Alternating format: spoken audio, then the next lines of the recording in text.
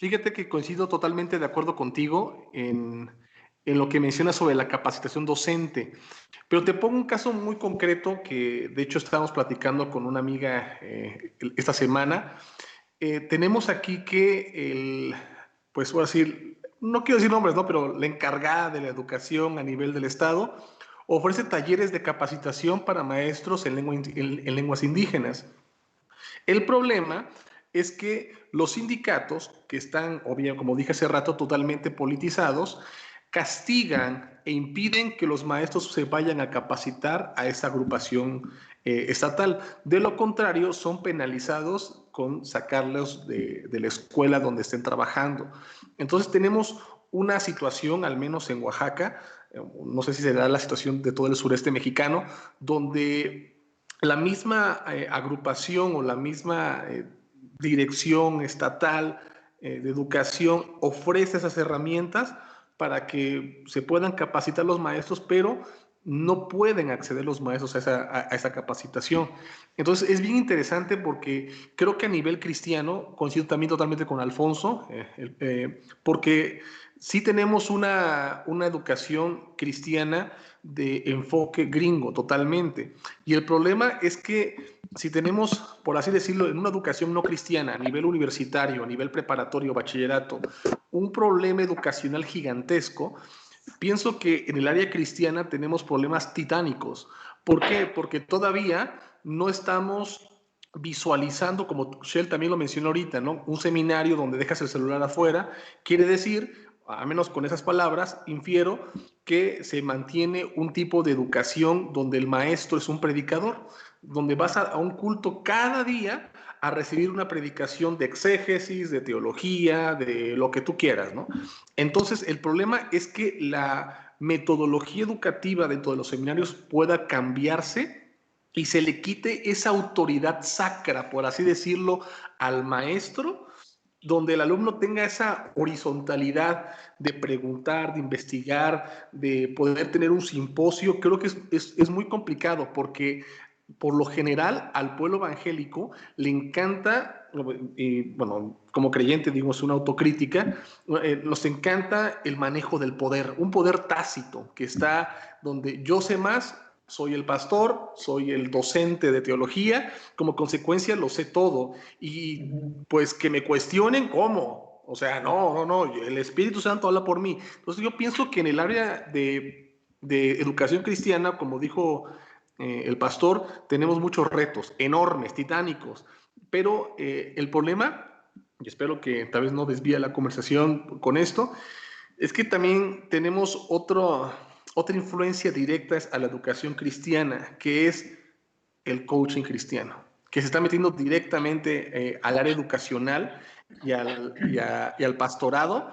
Y eso, como lo he hablado con varios amigos, aunque espero no desvíe la plática con esto, pero es un reto mayúsculo el hecho de que el coaching se aproveche de la ignorancia de la población evangélica y cristiana para poder meter lo que él considera. Shell. Sí, creo que ese tema que acabas de tocar precisamente da para mucho que platicar, ¿no? Entonces, ¿qué les parece si vamos programando un libro de coaching que ya detectado por allá? Vamos a ver si más adelantito. Pero en esto quiero leer los comentarios de nuestros amigos que nos están viendo allá en casa. Vane Fonseca escribe: la educación cristiana debería ser tan inclusiva y extensa como la pedagogía misma, para que el conocimiento de la palabra pueda ser mejor implementado con técnicas y metodologías de enseñanza-aprendizaje. Ser creyente no nos excluye de los tipos de aprendizaje. Exactamente, estamos inmersos en una sociedad con todos sus vaivenes, pros, contras, y estamos en medio de ello, ¿no? Entonces, sí, es bastante pertinente el comentario de Van. Marifer Carreto también nos escribe: considero que la labor docente es de admirar, ya que, como se comentaba al principio, ellos se tienen que enfrentar constantemente a una reeducación para que se pueda transmitir un conocimiento fresco, pero al mismo tiempo sustentado. y cuánto miedo le tenemos a la educación para la libertad. Es decir, guiar a la gente hacia una libertad cristiana de pensamiento, sin el temor de, ay, no, esa gente se va a ir al infierno, esta gente se va a perder. Esos temores creo que nos van a acompañar toda la vida, pero no por eso, digo, limitemos a la gente de tener las herramientas necesarias. Por otro lado, desde el texto que estamos leyendo, también vemos que hay herramientas que no funcionan. Hay cosas que no van a funcionar y que no tienen sentido desde de cualquier diferente contexto. Digamos, si funciona bien para los españoles o para la iglesia española, posiblemente no va a funcionar para una iglesia en el sur de Bolivia, que tienen un contexto completamente distinto y una manera de acercarse a la educación distinta. Gran problema tanto de la iglesia como de los centros educativos es que al final queremos usar una sola herramienta, santificar esa una sola herramienta y luego decir que si algo sale mal es porque las personas no están preparadas para esto. Creo que necesitamos trabajar mucho en formarnos. Hay diferentes métodos, hay diferentes formas. Desde la teología hay muchos escritores también que proponen temas educativos y nos hablan sobre la teología, sobre la libertad, sobre el pensamiento, sobre la expresión desde los niños. Paulo Freire es un gran ejemplo que creo que podríamos compartir entre nosotros de una educación que de verdad habla de libertad. Pero, ¿cómo hablamos de libertad? De nuevo, volviendo a Freire, él dice, hay que darle libertad a todos y enseñarles a todos a pensar, y eso incluye al que está oprimiendo a las personas, porque si no le damos libertad a esa persona de salir de ese feo pensamiento, al final todos vamos a querer ser como esa persona. Una, y creo que en este mundo digital de tecnologías tenemos grandes oportunidades, porque el mundo ya no es gigante, el mundo no es inmenso, ahora es cerca. Podemos tener una conferencia con personas en México, en Guatemala y en otros países y hablar con personas o leer el comentario de personas de cualquier parte del mundo y eso nos da una apertura a la informática. Así que estamos en una era digital, en una era de cultura digital y creo que estamos a las puertas de grandes oportunidades para el resto del mundo. Incluso en la predicación, ¿no? En la proclama de la palabra. Hace poquito platicaba con uno de los maestros que mencionaban que ha inspirado mi vida, el profesor Guillermo McKernan de Nueva Zelanda, y él me comentaba, dice, yo estoy enseñando y predicando desde su país, Nueva Zelanda, hasta España, en Bolivia, en Argentina, en China, me conecto con diferentes iglesias y tengo la oportunidad de compartir. Y decía él, estoy teniendo una oportunidad que el apóstol Pablo envidiaría en su tiempo. Alfonso, ibas a comentar algo. Sí, me quedé pensando también un poco en lo que decía Luis sobre la comodidad que puede tener un alumno o un congregante dentro de la congregación y el poder que puede sostener un líder, un pastor o un maestro, ¿no? Y el maestro en ese rol como predicador, en yo tengo la verdad y nada más que la verdad. Y yo creo que ya cuando llegas a un nivel de preparatoria, universidad o posgrado, empiezas ya a retar eso, porque si no, no estás retando el que te digan que lo que te están diciendo es toda la verdad, entonces hay algo mal en tu educación, por así decirlo, ¿no? Y digo, asumo de forma personal lo que estoy diciendo. ¿Por qué? Porque tienes que comprobar, tienes que buscar la verdad dentro de todas las cosas que te están enseñando, si no de otra forma vas a terminar decepcionado. Pero muchas veces la autoridad que se le ha conferido a un pastor porque dice hablar por parte de Dios, por parte del Espíritu Santo, que solamente él tiene al Espíritu, que solamente es el ungido, es también porque la iglesia busca comodidad. Y lo mismo pasa con los alumnos. O sea, el alumno está acomodadísimo a solamente copiar del Rincón del Vago, a solamente copiar de algún lugar o de otro, de no investigar, sino solamente leer y así como decía Luis, ¿no? De una forma vomitiva, regresar todo lo que leyó sin siquiera poder analizar lo que ha leído. Y por eso mismo, creo que el coaching cristiano, pensándolo en eso que nos decía Luis, es tan importante, porque en realidad también es lo que yo quiero escuchar.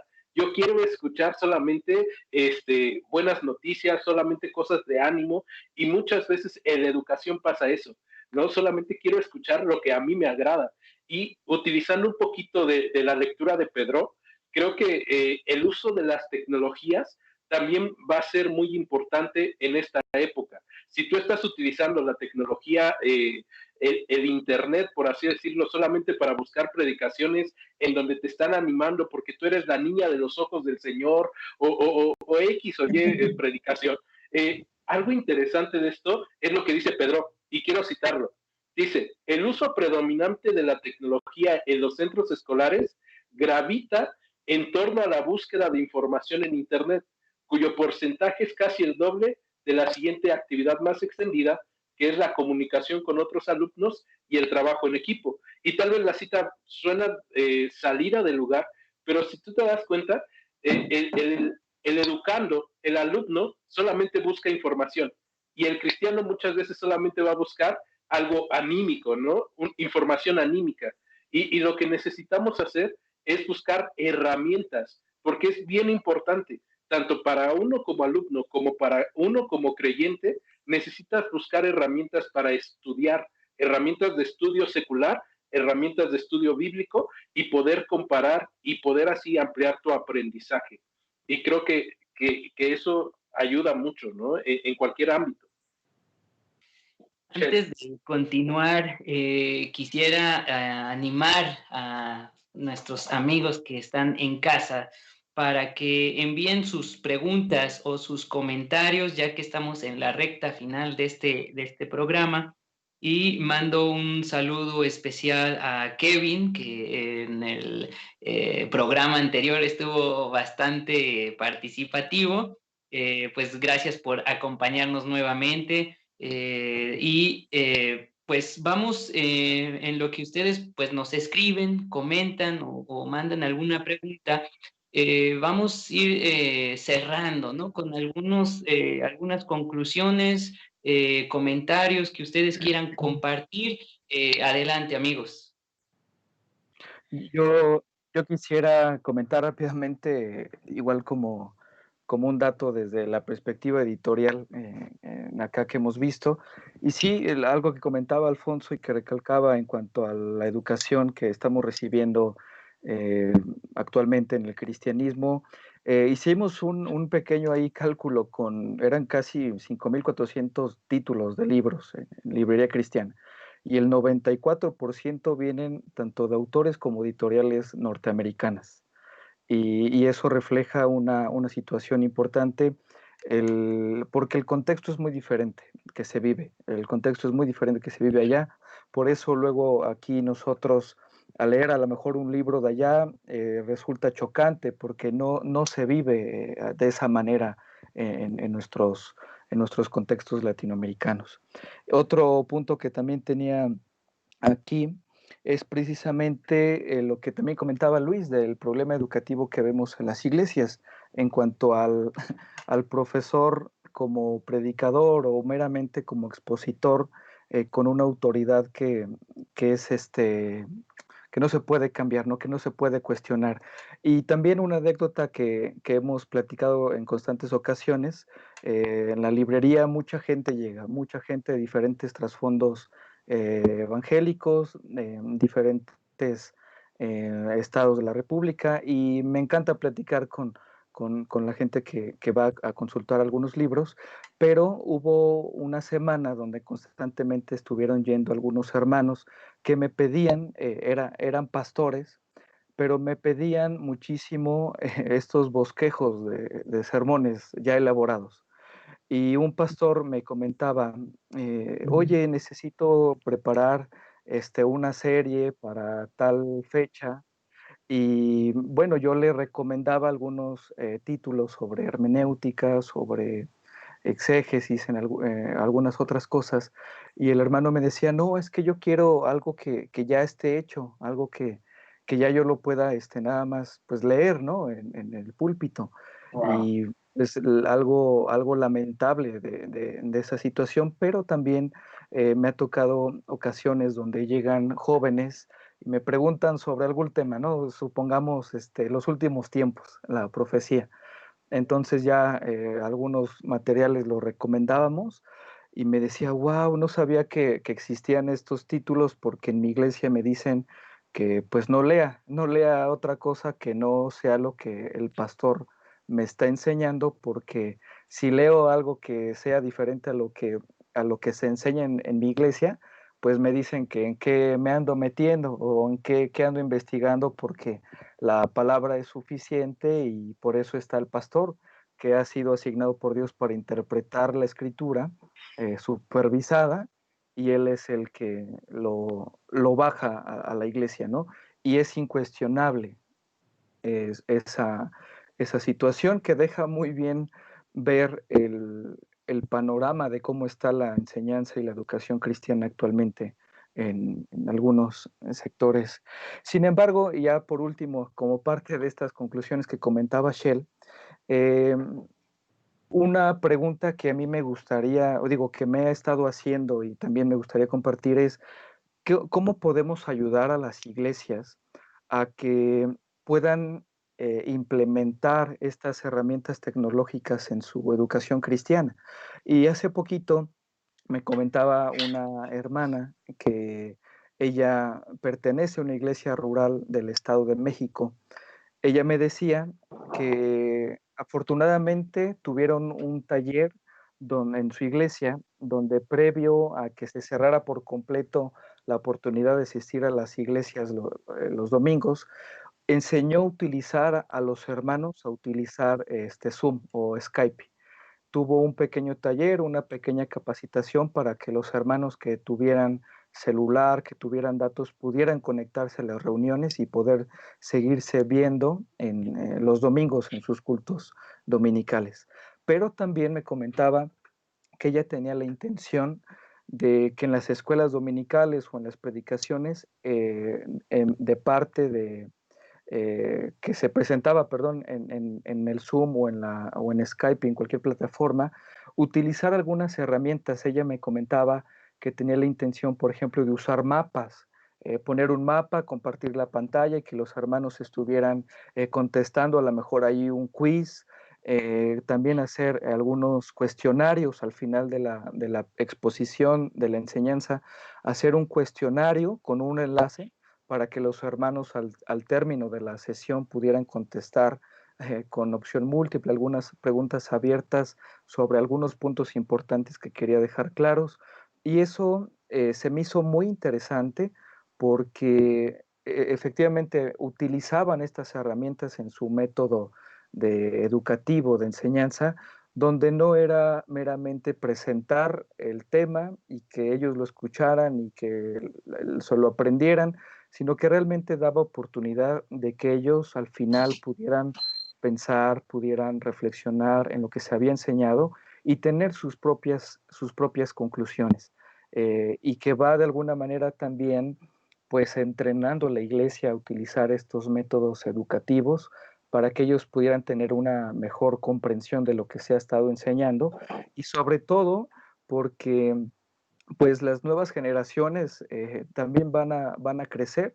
La generación que ahorita a lo mejor son de la tercera edad, pues en algunos años probablemente ya no estén, pero la iglesia que se queda ahí en las iglesias, pues es una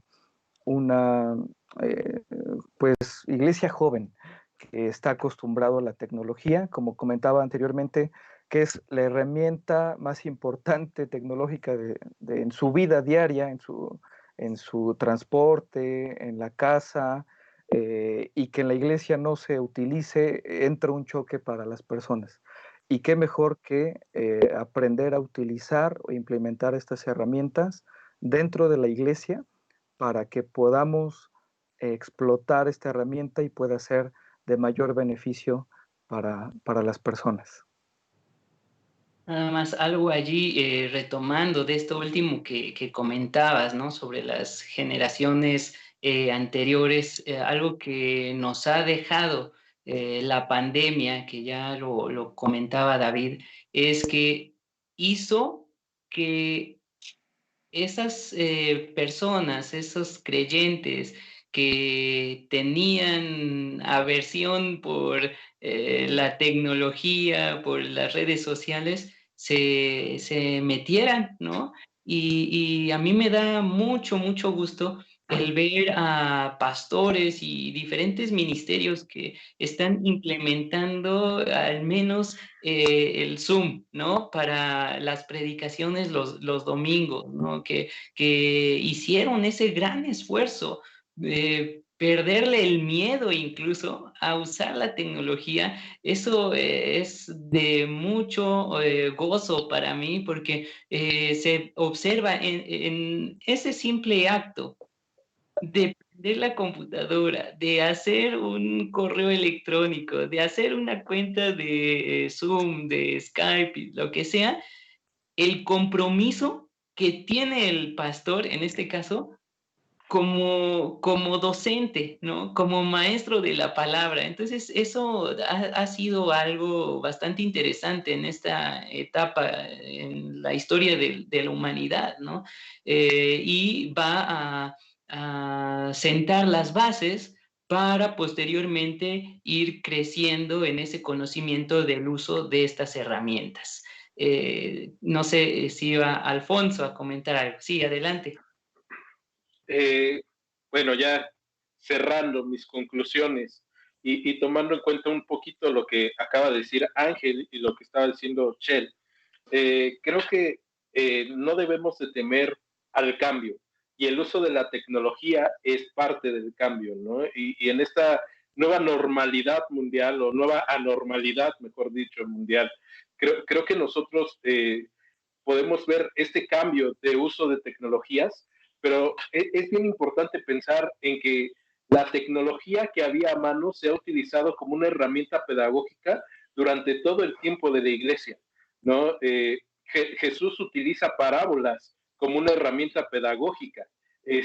Pablo utiliza cartas como una herramienta pedagógica para las iglesias. El día de hoy se utiliza Zoom, se utiliza Skype como una herramienta pedagógica para la iglesia.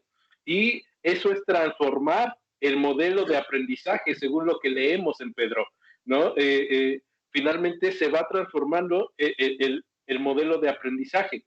Y para las generaciones que son más oldies, que somos de los 80s, que son de los 70s, creo que ahí viene algo bien interesante. Cuando nosotros creemos que la generación ya nacida en los 90s o en los 2000 son generaciones nativas del Internet, generaciones nativas de la tecnología, y tú ves esta pandemia que llegó y golpeó a cada uno de nosotros, tal vez algunos en trabajo, algunos en escuela, te vas dando cuenta de que no son tan nativos. Son nativos de YouTube, son nativos de redes sociales, de Facebook, son nativos de Internet de alguna forma, de Netflix, pero en realidad no conocen las herramientas que tienen a la mano. Y creo que eso es bien importante, el que vayamos descubriendo esas herramientas y sin temor las comencemos a utilizar para el engrandecimiento del nombre de Cristo como iglesia, pero también para que nuestro conocimiento sea ampliado y tengamos mejores recursos, como decía Ángel con esta hermana, ¿no? Y es bien padre, porque el día de hoy creo que cada uno de nosotros, con nuestras limitaciones en cada una de las cosas de la tecnología, por ejemplo, yo hace rato tenía problemas con un micrófono, ¿no? Y Jonathan, que es quien nos ayuda en los controles, con quien estamos agradecidos, me dio instrucciones. Y creo que siempre tenemos esas limitaciones, pero en medio de tus limitaciones, atrévete, ¿no? Atrévete a cambiar el modelo de aprendizaje y tal vez vas a descubrir algunas cosas buenas. Y no estoy siendo un coaching educativo, sino lo que quiero decir es, anímate y esfuérzate. Finalmente, debemos recordar que necesitamos renunciar a nuestra comodidad. Jesús diría que debemos de negarnos a nosotros mismos, tomar nuestra cruz y seguirlo, ¿no? Y seguir a Cristo no es cómodo, es renunciar a cosas que te dan comodidad. Bueno, esa sería mi conclusión. Gracias. Luis, ¿quisieras comentar algo? Bueno, agradezco a David que haya planteado ese tema, que es un tema creo que amplísimo, un tema que tiene diferentes perspectivas de abordaje, pero al menos cierro con el tema de la educación cristiana, que al igual que la educación no cristiana, universitaria o en el bachillerato, pienso que el pastor también tiene que ser un tutor, un guía, tiene que incentivar a que las personas investiguen y lean por sí mismas y que se pierda ese paternalismo sin sentido de que el pastor es el autor y dueño de la verdad. Yo pienso que realmente el pastor debe ser una persona que aliente en el plano educacional, que incentive en el plano intelectual y que sea una persona que puedas recurrir cuando tengas alguna duda sobre dónde poder partir para poder buscar por tu cuenta lo que necesitas investigar. ¿Por qué? Porque, como bien dijo Alfonso, el pastor Alfonso, las generaciones actuales pues son totalmente autodidactas, o sea, nacieron con YouTube, nacieron con Internet y todo eso, ¿no? Y a lo que voy es que, por ejemplo, un pastor que no incentiva a la congregación a poder ser autodidacta en su formación cristiana, al mismo tiempo está cerrándose a cualquier tipo de diálogo con las necesidades y las problemáticas que la sociedad le imponga. Como consecuencia, está perdiendo las actuales generaciones. ¿Por qué? Porque las actuales generaciones o la gente joven no va a poder tenerlo como un punto de referencia para poder ser guiado. Entonces, un pastor, en pocas palabras, ignorante, un pastor que no tenga un bagaje de cultura general, no va a poder incentivar a una generación, no solamente, pues como dijo ahorita, no jóvenes, sino también jóvenes adultos que ya, pues no se las tragan tan fácil. O sea, el pastor ya no se los puede chamaquear tan fácil diciéndoles cualquier cosa desde el púlpito por ser pastor. Simplemente agarro el celular, veo Wikipedia y digo, no, esto no es cierto. Entonces, el punto con esto es que el pastor sea una persona que esté en una capacitación constante, como lo mencionó David en cuanto a los docentes en general, aplicándola a la iglesia, una capacitación constante. ¿A qué me refiero? No necesariamente, si se puede, y meterte a cursos, estudiar en una universidad, en algún seminario, sino simplemente teniendo el hábito de lectura y de investigación e incentivar ese hábito con la congregación. ¿Por qué? Porque una congregación que investiga y que tiene un hábito lector, un hábito donde realmente buscan al Señor sinceramente desde sus casas, se reúnen en la iglesia los domingos, no a escuchar misa o escuchar culto o esperar que el pastor me dé las herramientas espirituales que necesito para la semana, sino se reúnen a la acción de gracias, a leer en comunidad la palabra de Dios, que es muy diferente a que me siento cómodo y, órale, pastor, ¿qué necesito para la semana? Dímelo. Entonces, es muy diferente. Por eso, la Eucaristía se fundamenta en una educación cristiana sólida que esté fundamentada en el estudio autodidacta. Gracias, David, Shell. Como dirían los Simpsons al personaje de Tony el Gordo, eres cruel pero justo. ¿No? Es cierta esa cuestión, ¿no? La problemática en nuestras iglesias, pues, limitan, ¿no? A los creyentes en muchas ocasiones, en otras les obstaculizan incluso el estudio, ¿no? Todavía continúa ese tabú a las ciencias sociales, a la filosofía, incluso algunos hasta a la física, ¿no? Es terrible, pero necesitamos de este tipo de lecturas que nos reten a ver las posibilidades que tenemos a nuestro alcance, ¿no? Y yo retomo aquí lo que mencionaba mi maestro Guillermo McKernan, maestro de todos nosotros, por cierto, en algún momento de nuestra educación, de que estas tecnologías es algo que los apóstoles hubieran querido, ¿no? Y no solamente en el sentido de la predicación evangélica, que obviamente es lo principal, ¿no? En ese ámbito, pero en el saber, ¿no? El poder comunicarse, poder tener mayor conocimiento y crecer en nuestra fe. Nuestra fe se va madurando en la medida en la que vamos aprendiendo. David, adelante. Ok. Algunas conclusiones personales después de leer a Pedro. Podría decir, necesitamos aprender a escuchar de forma activa, que no solo es escuchar. Me siento y me desconecto, eso está mal. Creo que necesitamos aprender a escuchar y analizar lo que estamos escuchando. Por otro lado, desde el que habla, también tenemos que aprender a hablar y saber cuándo callar. Que el silencio en la educación es importante. El saber escuchar viene no solo para el estudiante, sino también para nosotros como docentes. Un docente que no escucha es un docente estatua, que va a repetir, mejor pongamos un video de YouTube y él que lo haga todo. Realmente en esta época corremos esos peligros y como conclusión me parece bueno pensar en eso. Cuidado con dejar que YouTube haga su trabajo. Creo que es una herramienta y con lo mismo que empecé, si el lápiz hiciera todo lo que el maestro puede hacer, pues mejor pongamos el lápiz de maestro. Entonces, la tecnología sirve, es importante, es muy necesaria, pero la tecnología no puede educarse a sí misma, sino que es una herramienta. Por lo tanto, usemos la herramienta, escuchemos activamente, procuremos hablar activamente, hablar con pasión, hablar con entusiasmo, pero también escuchar con la misma libertad, con el mismo análisis.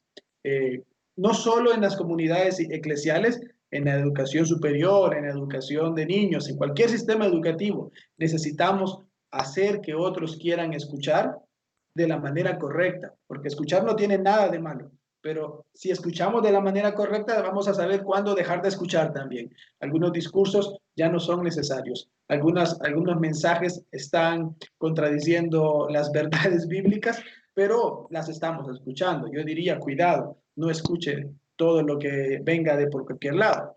También al principio decía, ¿por qué entonces si hay que promover que la educación sea un acompañamiento de parte del docente? ¿Por qué las personas van a la escuela? Porque el docente también me va a dar una guía. Y como docentes tenemos que pensar en eso. Vamos a guiar a la gente y decirle, puedes ir por este camino, puedes ir por este camino, puedes ir por este camino. Si las personas no escogen el mío, pues está bien, pero van a escoger un camino inteligente, que es peor. Escojan mi camino y vayan a un final donde no sea una conclusión inteligente y sea mi culpa. Entonces, como docentes necesitamos siempre estar actualizados, tener las herramientas, en el contexto que sea, tener las herramientas que sirven para el lugar donde estoy enseñando. Así que gracias a todos por acompañarme en esta lectura y qué bueno fue compartir la experiencia educativa con ustedes. Muchas gracias, David. Antes de retirarnos, no quiero perder la oportunidad de leer aquí el comentario, una pregunta breve de Kevin Martínez. ¿Creen que el rechazo al avance tecnológico y técnico es algo propio de la edad? Creo que no necesariamente, ¿no? Es decir, hay muchos jóvenes, como ya lo mencionaba Alfonso, que se consideran nativos tecnológicos, pero realmente hay un analfabetismo tecnológico, ¿no? Y no es propio de la edad. Como ya hemos mencionado, hay muchos creyentes ya de mayor edad que tienen ese deseo de seguir adelante, ¿no? Y muchos jóvenes que lo rechazan. David. Sí, yo creo que es un tema que tiene que ver con frustración. Pongo en ejemplo cuando se creó la imprenta. ¿Okay? No fue creada en el siglo XXI, sino estamos hablando del siglo XIV, algo muy lejos de nosotros. Entonces, cuando fue creada la imprenta, muchas personas dijeron, no, eso no nos va a servir, eso no es bueno, esa es una tecnología que nos va a traer cosas malas, debemos ir en contra de eso, incluso mucha gente se armó, protestó y peleó para que eso no pasara. Así que creo que no es un tema que tenga que ver con la tecnología como tal, sino con los temores y con el contexto de siempre. Soy acostumbrado a hacerlo como me da la gana y Veo la nueva herramienta y prefiero criticarla, rechazarla y demonizarla, cuando puedo simplemente asimilarla. Imagínense qué sería el mundo sin imprenta hoy en día. Así es. Perdón, adelante. Perdón, ahí creo que también algo importante de la pregunta pregunta, ¿creen que los presentes en la transmisión dentro de 30 años se opondrán a la innovación en estas áreas? Yo creo que también no se trata tanto de un rechazo, sino de una resistencia. Muchas veces resistes el cambio de lo que no conoces, ¿no? Resistes el cambio, ¿por qué? Porque te frustra también el no saber cómo utilizar una herramienta. Y lo puedes ver, por ejemplo, cuando me instalaron BibleWorks en la computadora, yo resistía a utilizarlo porque era una herramienta difícil de utilizar, pero conforme vas avanzando, tú vas encontrando que es más útil de lo que te puede provocar resistencia. Y creo que a mucha gente de avanzada edad, la tecnología la resiste, no la rechaza, la resiste porque no sabe cómo utilizarla, ¿no? Y muchas veces los que somos más jóvenes no sabemos cómo enseñarle a utilizar esas herramientas a las personas que ya tienen mayor edad. Entonces, yo espero que ninguno de nosotros dentro de 30 años nos opongamos a la innovación, pero también espero que haya gente que pueda ayudarnos a educarnos a utilizar bien esas nuevas innovaciones. Muchas gracias, amigos. Antes de salir, quiero mandar un saludo a Raibet Franco, que también nos está observando, siguiendo la plática desde Baja California.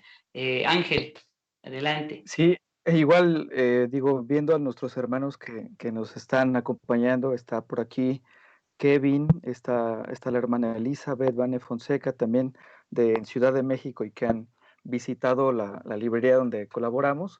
Precisamente nada más mencionar y recordar que viendo esta situación de la educación cristiana, Shell y yo en la librería hemos implementado algunas cosas para que la gente de manera gratuita pueda ir a la librería, pueda consultar los libros como a manera de biblioteca, pueda sentarse, ocupar el internet, y si necesitan alguna asesoría, nosotros estamos ahí al pendiente con mucho gusto para asesorarlos en alguna investigación que estén haciendo, alguna predicación que estén armando, algún curso.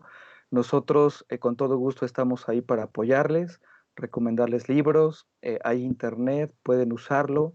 Si necesitan las instalaciones para grabar alguna predicación, algún video, alguna escuela dominical, lo pueden hacer libremente.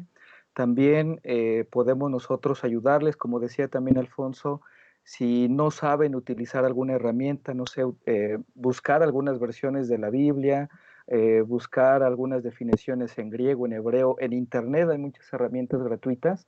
Nosotros estamos ahí casi todo el día, con mucho gusto pueden ir y nosotros les ayudamos para poder, de lo que tenemos, poder dar un poquito, asesorarlos y que ustedes puedan por su propia cuenta, ya con estas herramientas, con estas, pues, no sé, capacitaciones, asesorías, puedan ustedes mismos seguir con su estudio de la palabra para ustedes mismos, o si lo pueden enseñar a otras personas en sus iglesias. Únicamente mencionar eso.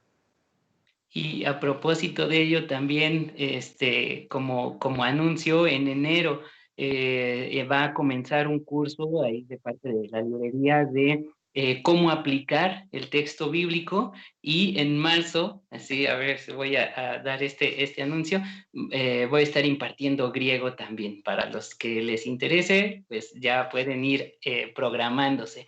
Educación y fe van de la mano, ¿no?